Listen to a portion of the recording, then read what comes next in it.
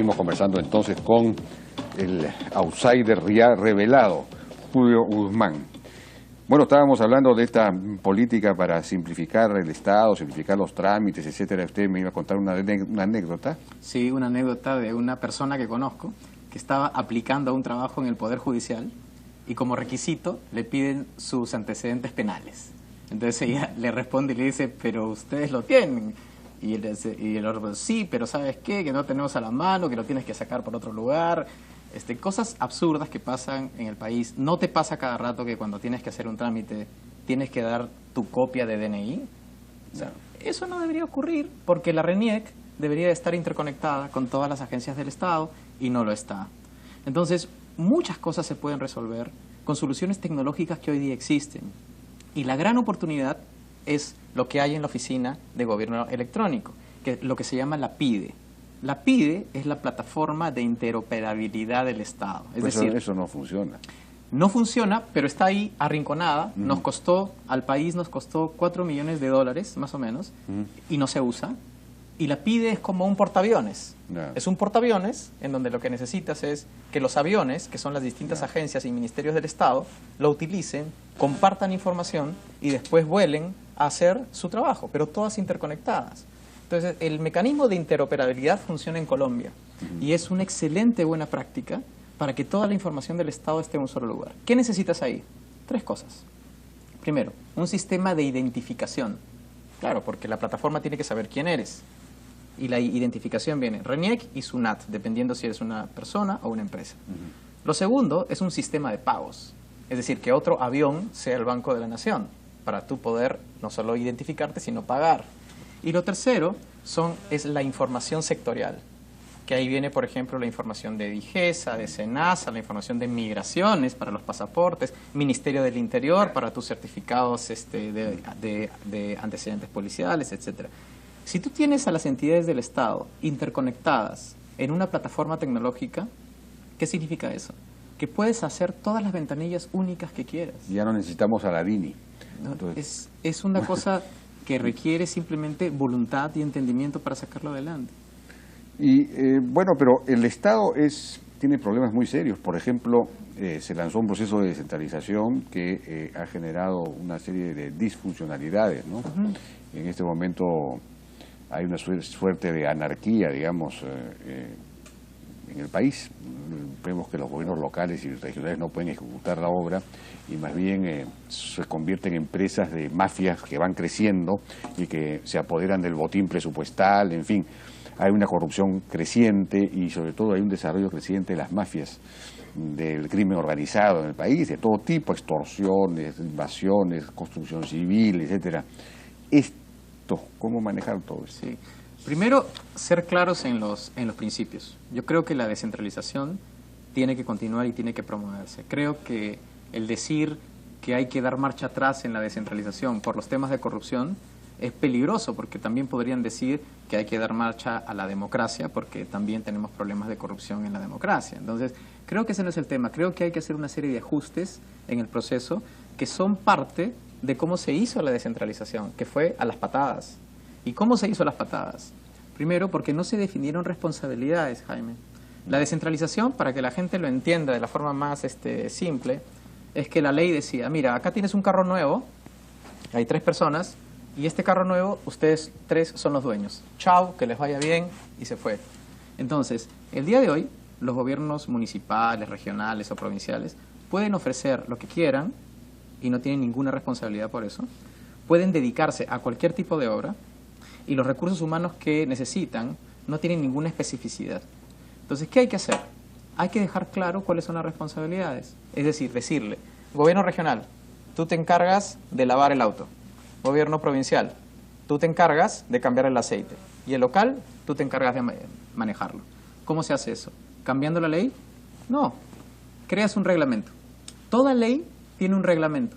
¿Qué es el reglamento? El reglamento dice, lo que la ley quiso decir fue esto. Y el reglamento no existe. Entonces hay una gran oportunidad. Y lo que va a ocurrir con eso son varias cosas. Primero, que no tengamos alcaldes municipales que estén prometiendo carreteras de penetración entre distritos porque no es su competencia. Que no hayan gobiernos provinciales que nos estén prometiendo hidroeléctricas o aeropuertos, porque no es su competencia. Eso te reduce la corrupción. Segundo, te aumenta la capacidad de la población para exigirle a sus autoridades qué es lo que tienen que hacer. Otra cosa que se puede hacer con descentralización. Excelente, lo que se hace en Colombia. El 80% de los proyectos de inversión pública en Colombia se hacen a través de fondos tipo fiducias, a través de la banca comercial. ¿Cómo funciona esto? En el Perú ya existe una ley de fiducias, en donde no solo los bancos privados, sino también las cajas municipales pueden hacer. Entonces, cuando Proinversión entrega, ¿no es cierto?, selecciona un ganador para alguna de las obras, o el ente competente selecciona un ganador, no es el gobierno regional quien administra el dinero, sino quien lo administra es la fiducia privada. ¿Qué te ahorras con eso? Primero, manejo indebido del dinero, porque la fiducia privada toma las decisiones. Segundo, las obras se paralizan, Jaime, y esto tiene un efecto tremendo en la desaceleración también. Se paralizan, ¿por qué? Porque cuando se eligen nuevas autoridades, no quieren continuar con esa obra porque es del presidente anterior. Sí, pues. Entonces dicen, no, eso deja. Entonces, ¿qué pasa con la fiducia? Esto no ocurre. Las obras tienen continuidad y las obras comienzan a ejecutarse con mayor velocidad. Entonces, esas son cosas que se pueden hacer en la descentralización. Algo que está detrás de los problemas de corrupción, incluso de, digamos, captura por parte de mafias de los gobiernos locales y regionales, es el hecho de que no hay ciudadanos contribuyentes en el Perú, y eso tiene que ver ya también con el tema de la informalidad. Es decir, pocos pagan impuesto predial, por ejemplo, en los gobiernos locales, más allá de Lima. Incluso en los distritos periféricos de Lima, el porcentaje de los que pagan impuesto predial es también pequeño. Entonces, si no hay contribuyentes que fiscalicen a sus autoridades, las autoridades pueden convertirse en pequeños reyesuelos que hacen clientelismo político y todo lo demás. Entonces, ahí hay un tema que tiene que ver ya más con el asunto de la informalidad. ¿Cómo resolver el problema de la informalidad en nuestro país? Sí. Que es muy serio. Sí, primero quiero comentar lo que acabas de decir con relación a lo del impuesto predial y la necesidad que los ciudadanos paguen impuestos para sentir una relación, ¿no?, con la autoridad. La solución ahí es hacer un catastro. En el Perú no hay un catastro.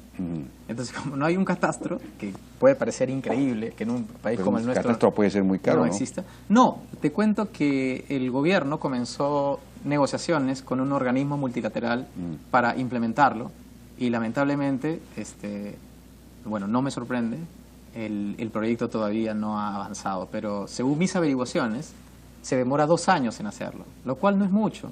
Y con esa información va a pasar lo que tú dices. Van a estar dispuestos o van a estar en capacidad los gobiernos locales de comenzar a recaudar algún tipo de impuesto. Entonces eso se soluciona de esa forma. Bueno, tenemos que ir a una pausa como está pidiendo. Perfecto. Bueno, seguimos conversando con Julio Guzmán, nos queda ya muy poco tiempo. Rápidamente, informalidad. Estamos en uno de los países del mundo con mayor informalidad laboral, empresarial, etcétera. ¿Cómo resolverlo? Sí. Primero, que el problema de la informalidad es de muy largo aliento. Es, digamos, como la reforma educativa, que no toma 10 años sino 20, pero hay que comenzar a trabajar en eso. Es bien importante reconocer que hay 2 formas de reducir la informalidad. Una, que es la tradicional, de reducir las barreras, y creo que eso está muy bien internalizado en todos. Las regulaciones son muy grandes, el papel de la SUNAT, etcétera, etcétera. Eso es importante y hay que hacerlo más amigable.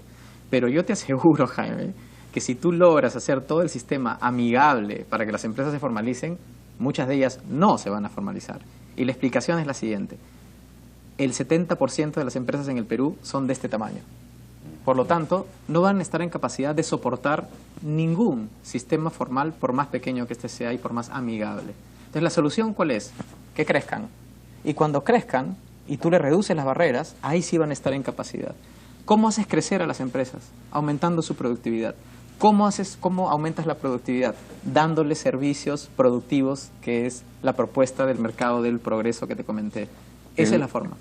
En términos de estrategia general de desarrollo, ¿qué papel le asignas a la minería?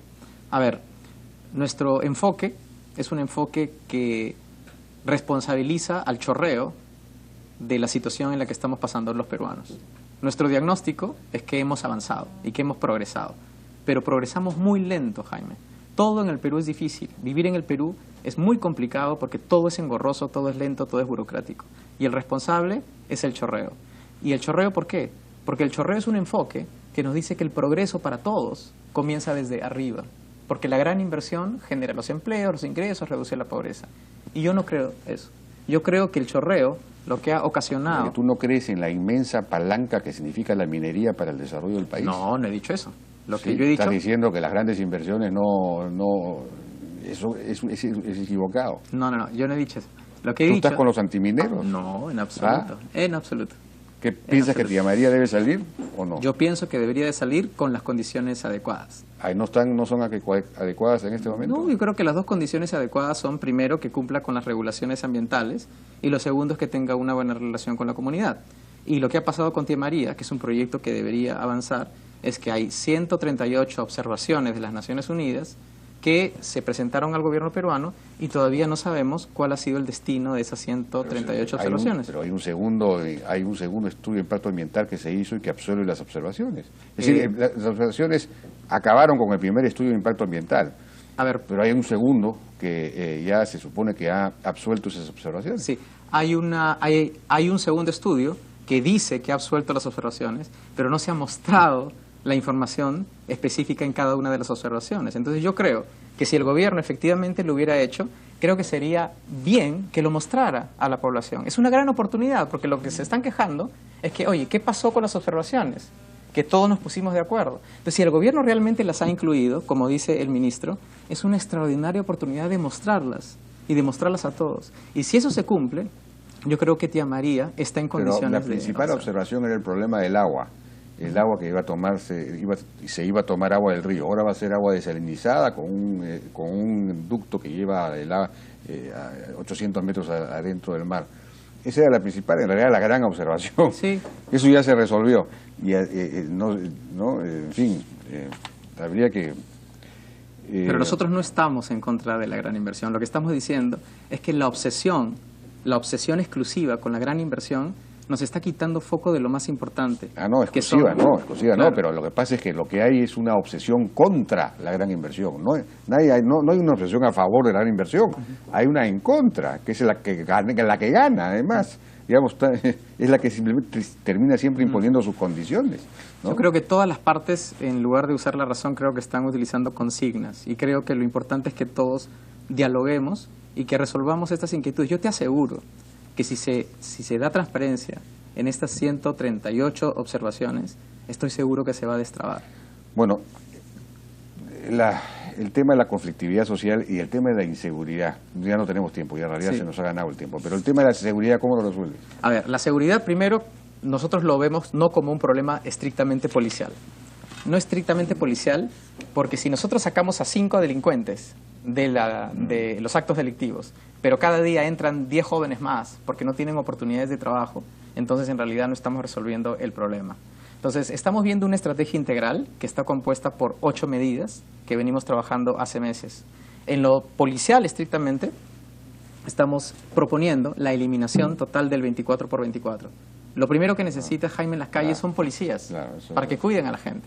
Segundo, es repotenciar los grupos especializados en investigación. Claro. El día de hoy solo el 4% de los policías hacen investigación.